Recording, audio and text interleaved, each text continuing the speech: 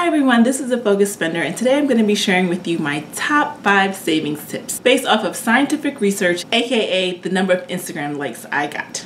So if you're new to my channel, I would love for you to subscribe, and if you do subscribe, please hit the notification bell so that you're notified anytime I post a new video. My channel is all about getting out of debt, staying out of debt, organizing your personal finances, and increasing your net worth. So let's get started.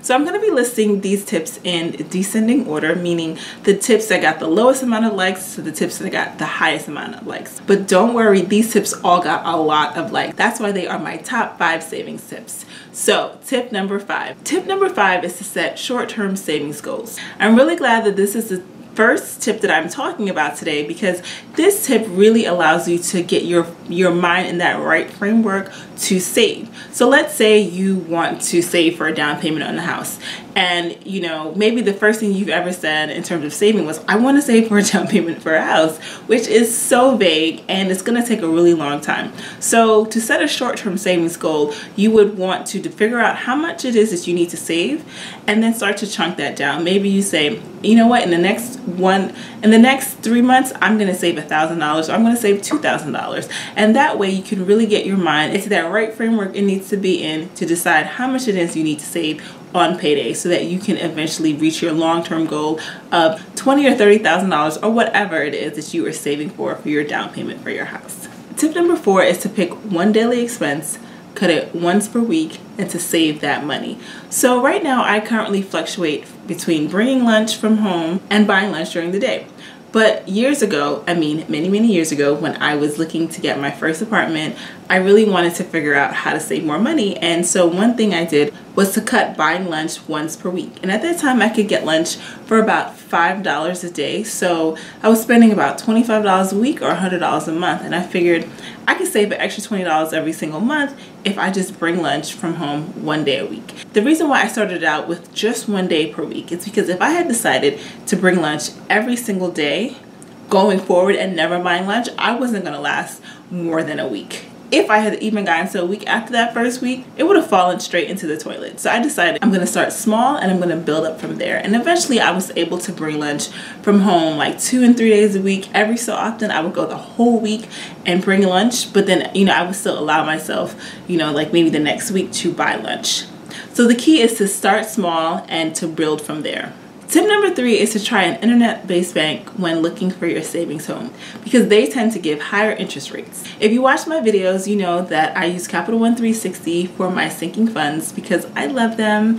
They are an internet-based bank, and they have higher interest rates than my other bank account, which is the Bank of America. And I recently actually had to close my savings account with Bank of America because they started to charge me $5 a month because my balance was too low, and I thought, you know what, I don't need you anymore. I could just save my money for free someplace else. Internet-based banks have dramatically lower overhead fees. They tend to pass their savings onto customers via higher interest rates. So you could try Capital One, you can try Ally Bank. I've recently been seeing promotions from them where they're offering 1.6% in interest, which is extremely good. Tip number 2 is to use your tax refund to fund your emergency account. So I know that tax time is far long gone, but if you have not spent all of your tax refund money and it's just sitting in your bank, you're like, I'm really not sure what to do with this. This is the time to build up your emergency fund. So you could really easily go to your bank. If you have Capital One 360, you can open a new savings account, call it emergency fund, and just transfer all of that money into your emergency fund. And that way you're not mixing your regular savings with your emergency fund savings. So finally, with the most likes is tip number 1, which is to actively pay yourself first and not just on paper. I hear people say so often, I just save whatever I have left over for the month. Absolutely not. You need to make savings a priority. Let's say you've created a budget, and in your budget you say, I'm going to save $200 a month.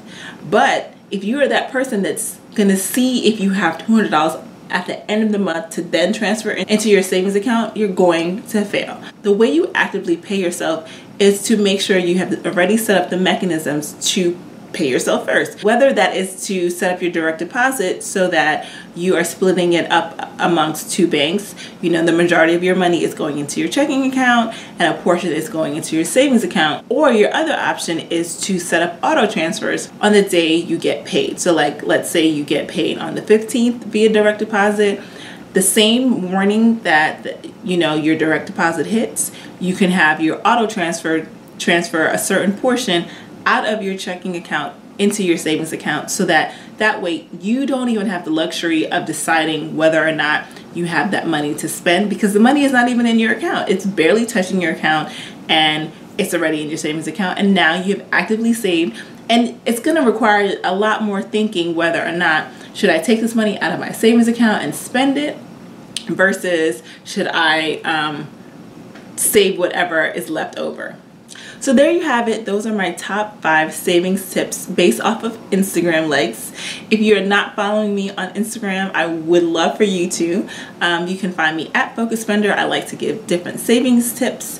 I like to do money tips. I give out my own personal money confessions. And I also notify you guys when I have a new video on YouTube. You can also find me on my website, www.focusspender.com.